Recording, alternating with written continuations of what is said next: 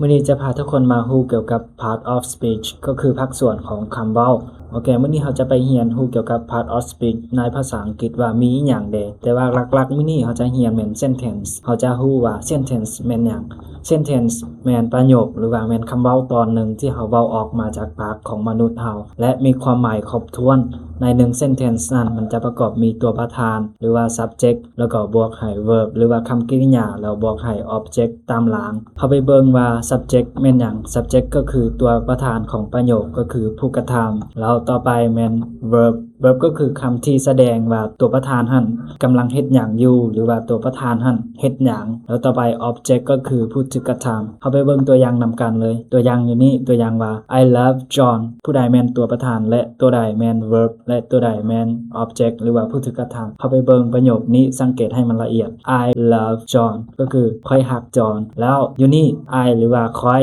แม่นผู้ลงมือเฮ็ดแม่นผู้ลงมือกระทำแม่นบ่เพราะว่าข้อยฮักข้อยแม่นผู้ที่ฮักแม่นผู้ที่ให้ความฮักให้เราแสดงว่าข้อยตัวนี้ต้องแม่นประธานอยู่แล้วคำว่า love ก็คือฮักตัวนี้แม่นคำที่บอกให้ฮู้ว่าข้อยหั่นเฮ็ดหยังอยู่ผู้ถูกกระทำได้แม่นผู้ใดผู้ถูกกระทำก็คือ John เพราะว่า John หั่นถูกข้อยให้ความฮักหรือว่าถูกฮักจากข้อยเราบ่ได้เฮ็ดหยังเราอยู่ซื่อๆแล้วก็เราถูกฮักจากข้อยแสดงว่า John นี้แม่นผู้ถูกกระทำ You study English แล้วตัวนี้ผู้ใดจะเป็นตัวประธานและตัวใดจะเป็น verb และตัวใดเป็น object สำหรับตัวนี้ให้พ่อน้องไปคิดค้นเอาเองแล้วก็เขียนลงในคอมเมนต์ก็ได้ว่าตัวใดเป็นตัวประธานตัวใดเป็น verb และตัวใดเป็น object ประโยคต่อไป We have a dog พวกเรามีหมาตัวนึงตัวใดจะเป็นตัวประธานพวกเรามี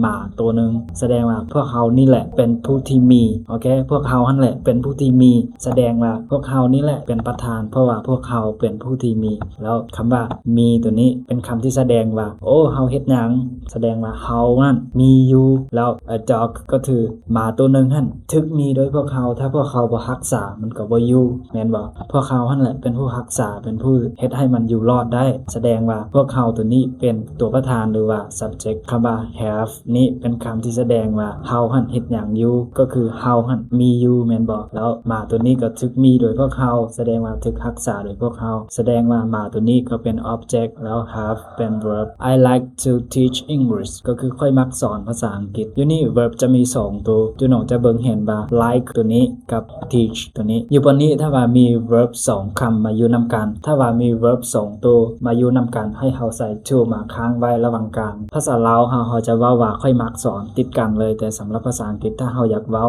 2 verb หรือว่า2คำกริยาที่บอกกันเคลื่อนไหวมาเชื่อมกันเฮาต้องใส่ to คำ teach และ like นี้ล้วนแต่เป็น verb student ก็คือนักเรียน he is a farmer he is a farmer ในนี้ถ้าว่าเวลาเขาเว้าไวๆ is a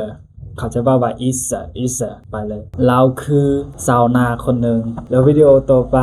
เขาจะมาเรียนเกี่ยวกับคำนามแต่ว่าในวิดีโอนี้เขาจะ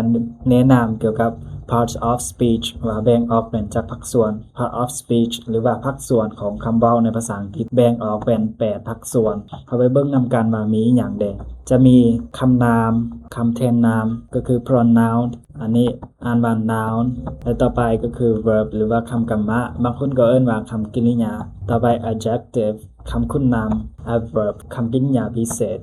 preposition คำเสื่อม conjunction คำต่อและสุดท้าย interjection คำอุทานต่อไปเราจะมาเรียนแต่ละคำตัวอย่างว่าคำนามมันใส่เกี่ยวกับหยังแล้วก็วิธีการนำใช้ของมันแม่นหยังแล้วก็คำนามหั่นมันมีจำพวกใดเด